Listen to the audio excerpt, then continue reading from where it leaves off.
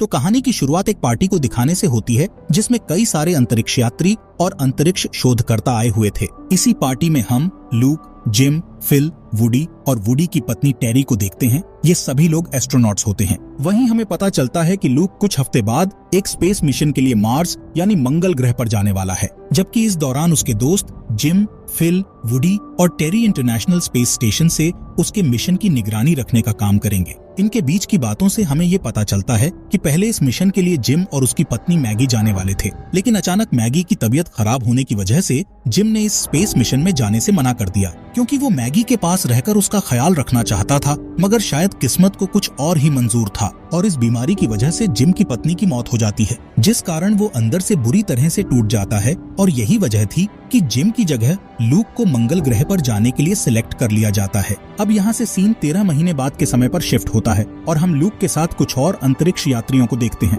जिन सब ने मार्स पहुंचकर वहाँ पे अपनी खोजबीन शुरू कर दी थी। इस खोज के दौरान उन अंतरिक्ष यात्रियों को अपने सामने एक बहुत बड़ा पहाड़ नजर आता है, जिसमें से कोई सफेद पत्थर जैसी चीज नजर आ रही थी। उसे देखकर पहले तो इन्हें लगता है कि शायद ये बर्फ का बहुत बड़ा टुकड़ा है, लेकिन मार्स पर बर्फ का इतना बड़ा टुकड़ा मिलना लगभग नामुमकिन बात थी। इसलिए वो ये सारी जानकारी स्पेस स्टेशन के पास भेजते हैं। साथ ही लूक और उसके सभी साथी एक और वीडियो मैसेज के जरिए जिम को जन्मदिन की शुभकामनाएं देते हैं, क्योंकि जिस दिन उनका मैसेज स्पेस स्टेशन पर पहुंचने वाला था, असल में उसी दिन जिम का जन्मदिन भी था। इसके बाद वो सभी उस सफेद पत्थर जैसी चीज की नजदीक से जांच करने के लिए उसके पास जाते हैं। वहां पहुंचकर उन्हें ये पता चलता है कि इस पत्थर से किसी तरह की धीमी आवाज आ रही है, इसलिए वो अपनी मशीनों के जरिए उस आवाज को कैप्चर करके खुद कुछ सिग्नल्स उस पत्थर की ओर भेजते हैं। लेकिन ऐसा करते ही उनके सारे डिवाइस अचानक से काम करना ही बंद कर देते हैं और देखते ही देखते आसपास के पत्थर हवा में उड़ने लग जाते हैं, जिसके साथ वहाँ धूल भरा एक तेज तूफान उठने लग जाता है, जो एक बड़े से सांप का आकार ले लेता है। और फिर वो तूफान इन सभी की तरफ बढ़कर पल भर में उनमें से 3 लोगों की जान ले लेता है। अब इन 3 अंतरिक्ष यात्रियों के मरते ही वो तूफान पूरी तरह से शांत हो जाता है। वहीं पत्थरों के हट जाने की वजह से हम उस सफेद से दिखने वाले बड़े पत्थर को देख पाते हैं, जो कि असल में किसी इंसान जैसा बड़ा सा चेहरा होता है। लेकिन यहाँ पर इतना विशाल इंसानी चेहरा आखिर कैसे बना, इस बात का पता हमें मूवी में आगे चलेगा। इसी बीच उधर इंटरनेशनल स्पेस स्टेशन में किसी को कुछ समझ नहीं आ रहा था कि आखिर लूक और उसके साथियों के साथ हुआ क्या है, क्योंकि उनका संपर्क मार्स पर गए अंतरिक्ष यात्रियों से टूट चुका था। हालांकि कुछ देर बाद वो लोग स्क्रीन पर मार्स ग्रह की तस्वीर देखते हैं, जिससे उन्हें पता चल जाता है कि मार्स ग्रह पर बहुत भयानक तूफान आया था और शायद इस तूफान की वजह से उनके सभी अंतरिक्ष यात्री मारे गए हैं। इस बात को सुन लूक के चारों दोस्त बहुत दुखी हो जाते हैं। तभी दूसरी सैटेलाइट से संपर्क होते ही उन्हें लूक का वीडियो मैसेज मिलता है, जिसमें लूक बता रहा होता है कि उस भयंकर तूफान में मेरी टीम के लोग तो मारे गए, लेकिन मैं किसी तरह बच गया। अब इससे पहले कि वो कुछ और बता पाता, उनका संपर्क दोबारा से टूट जाता है। ये देख लूक के चारों दोस्त उसे बचाने के लिए मार्स पर जाने का फैसला करते हैं, लेकिन उनका सीनियर जिसका नाम रे था, वो उन लोगों को मार्स पर जाने की अनुमति नहीं देता। वो बताता है स्पेस स्टेशन से मार्स तक जाने में पूरे 6 महीने का टाइम लगता है और इतने समय तक लूक का बच पाना बहुत मुश्किल है। साथ ही साथ रे को ये शक भी था कि उन्हें लूक का वीडियो मैसेज मिलने तक क्या पता लूक जिंदा ही ना हो, पर इसके बावजूद वो चारों किसी तरह रे को मना लेते हैं, जिस पर रे उन्हें एक स्पेस शिप देकर मार्स ग्रह पर जाने की परमिशन दे देता है। आगे हमें कुछ दिन बाद का समय दिखाया जाता है, जहां फिल कुछ कैंडीज से डीएनए जैसा स्ट्रक्चर बनाकर जिम को दिखाते हुए कहता है कि ये डीएनए मेरी होने वाली पत्नी का होगा, जिस पर जिम उसमें से कुछ कैंडीज लेकर खा लेता है। इसके बाद जिम अकेले बैठकर अपनी पत्नी मैगी को याद करते हुए उसके वीडियोस देखने लगता है। अब इसी तरह से सफर करते हुए जब इन सभी को मार्स तक पहुंचने में सिर्फ 1 दिन ही बचा होता है, तो फिल और टेरी मार्स पर जाने का सिमुलेशन शुरू कर देते हैं। लेकिन तभी शटल के आसपास घूम रहे मीटियोरॉइड्स के छोटे छोटे टुकड़े उनके शटल से टकराकर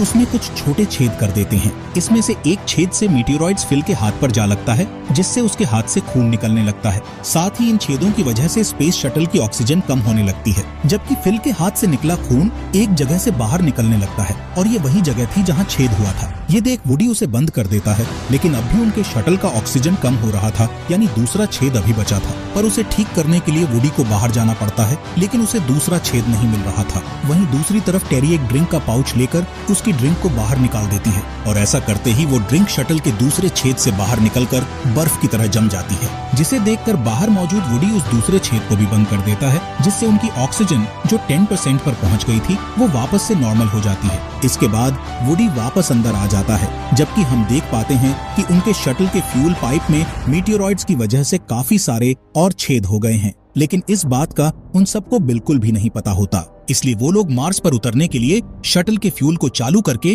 उसे इग्नाइट करने की कोशिश करते हैं, पर उनका बहुत सारा फ्यूल उसके पाइप के छेद से निकलकर स्पेस में जम जाता है और वो जमा हुआ फ्यूल उनके शटल के पीछे की ओर तैरने लगता है। तभी जिम शटल को इग्नाइट करता है, जिससे शिप के पीछे तैर रहे फ्यूल में आग लगने के कारण जोर से धमाका होता है और उसका इंजन टूटकर अलग हो जाता है, यानी कि अब सभी लोग बुरी तरह से फंस चुके थे। इसी बीच उन्हें नासा के रिसप्लाई मॉड्यूल के बारे में याद आता है, जो नासा ने सालों पहले मार्स की ऑर्बिट में भेजा था, और यही एक रास्ता था जिसकी मदद से वो सभी सही सलामत मार्स तक जा सकते थे। यहाँ वुडी के कहने पर वो सभी अपने शटल के बाहर आ जाते हैं, जहाँ थोड़ी दूर पर उन्हें रीसप्लाई मॉड्यूल दिख जाता है। इस पर वुडी एक तार को लेकर अपने आप को रीसप्लाई मॉड्यूल तक लॉन्च करने का फैसला करता है, ताकि वो इस तार के दूसरे हिस्से को उससे जोड़ सके और इसके जरिए बाकी सभी मॉड्यूल तक आराम से पहुँच जाए। लेकिन उसकी स्पीड ज्यादा होने के कारण वो उस मॉड्यूल से टकरा जाता है और खुद को संभाल नहीं पाता। इससे होता ये है कि वो इस मॉड्यूल से काफी दूर निकल जाता है, मगर उसने इस सब के बावजूद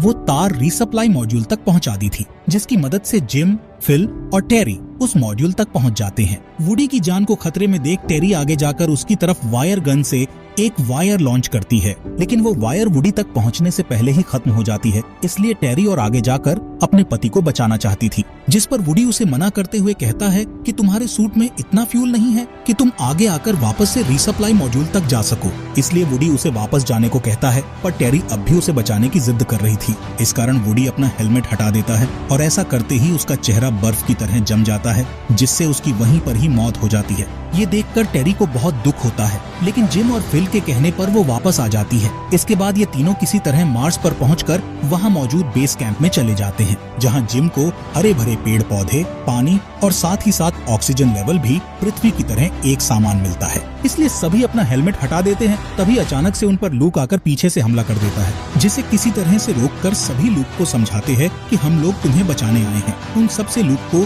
वुडी की मौत के बारे में पता चलता है, जिसे सुनकर उसको बहुत दुख होता है। ये सब बातें करने के बाद लूक उन सभी को उस बड़े से सफेद रंग के इंसानी चेहरे के बारे में बताता है कि उसमें से अक्सर कुछ आवाजें आती रहती हैं, जिन्हें एक्स, वाई और जी एक्सिस पर रखने से मुझे इंसानी डीएनए जैसा स्ट्रक्चर मिला, लेकिन इस डीएनए स्ट्रक्चर में से क्रोमोसोम्स वाला आखिरी हिस्सा गायब है। इसे देखकर फिल कहता है कि ये डीएनए संरचना तो पूरी तरह से इंसानों जैसी ही है, जिस पर टेरी बताती है कि चिंपैंजी और इंसानों के डीएनए में सिर्फ 3% का ही अंतर होता है, फिर भी हम इंसान उनसे कितने ज्यादा विकसित हैं, और यहाँ तो पूरा क्रोमोसोम्स ही गायब है। तो हो सकता है कि ये डीएनए जिस प्रजाति का है ये इंसान तो नहीं हो सकते। इसका मतलब है कि ये कोई एलियन प्रजाति है। आगे जिम को कैंडीज देकर फिल वाला किस्सा याद आता है कि किस तरह से फिल ने कैंडीज से एक डीएनए स्ट्रक्चर तैयार किया था। इस सब से जिम को ये समझ में आता है कि ये डीएनए जानबूझकर अधूरा छोड़ा गया है, ताकि हम इसे पूरा करके इसका सही सिग्नल उस विशाल चेहरे की तरफ वापस भेजें। जिम कहता है कि लूक की टीम ने इस चेहरे की तरफ कुछ सिग्नल फायर किए थे,